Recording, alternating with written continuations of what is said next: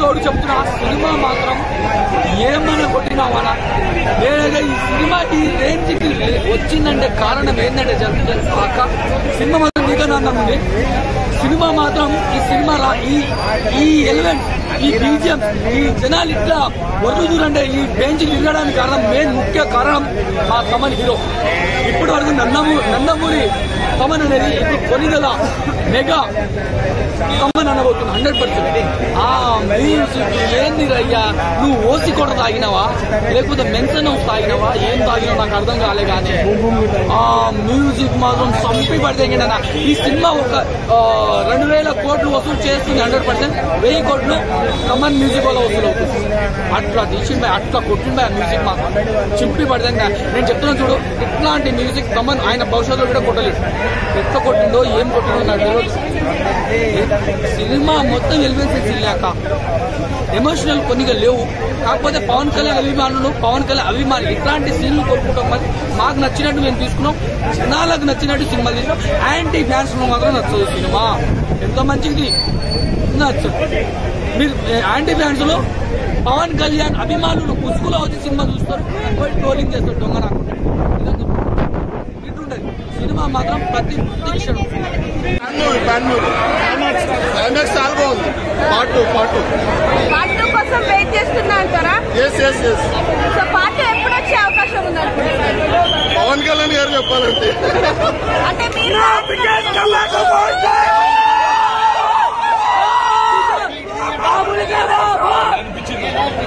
Movie చాలా బాగుంది. Background music excellent. Thaman చంపేశాడు. ఎక్సలెంట్ అండి, చాలా బాగుంది. నేను ఓవర్ ఎక్స్పెక్టేషన్ వల్ల ఓకే సినిమా స్థాయిలో లేదు, యావరేజ్.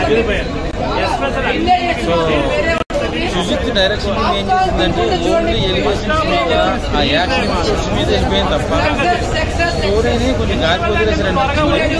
ఇంటర్వెల్ ఫైట్ బాగుంది, క్లైమాక్స్ ఫైట్ బాగుంది.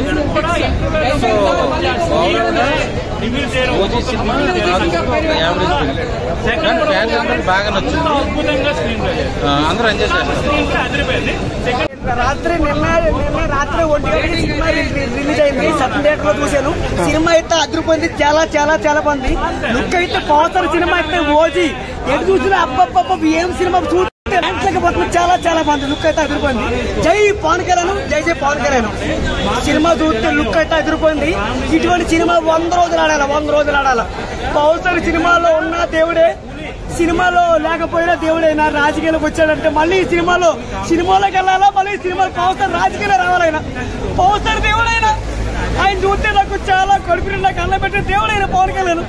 అటువంటి సినిమాలు మళ్ళీ 100 సినిమాలు పవన్ ఎక్కువ సినిమాలు ఎక్కువ రోజులు సినిమాలు నేను చాలా మంచోడు పవన్ కళ్యాణ్. నా గుడ్డూలు ఉన్న మా అన్న పవన్ కళ్యాణ్ నా గుడ్డూలు ఉన్నాడు. ఎవరైనా దేవుడైనా ఇటువంటి సినిమాలు 100 రోజులు ఆడాలి. సినిమా ఏం సినిమా అవడం అనేది కానీ, కనెక్టివిటీ మిస్ అవడం అనేది కానీ సినిమాటిక్ బట్టి ఫ్యాన్స్ కి అయితే మాత్రం ఫుల్ మీల్స్. ఎందుకంటే పవర్ స్టార్ జాకెట్ వేస్తే పండగ, పవర్ స్టార్ నడుచుకుంటూ వస్తే పండగ. ఎందుకు పండగ అంటే తమన్ గారు బీజిఎం అలా కొట్టారు, అలా వాయించారు అంతే.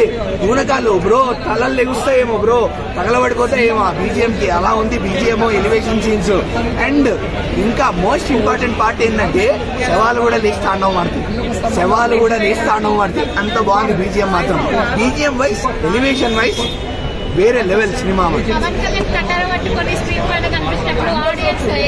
అసలు పవన్ కళ్యాణ్ కటానా పట్టుకుని స్క్రీన్ మీదకి రాగానే ఇంకా ఆడియన్స్ కి పునగాలే. అదే చెప్తున్నారు, శవాలు కూడా లేచి తాండవం ఆడాల్సిందే. అలా ఉండింది.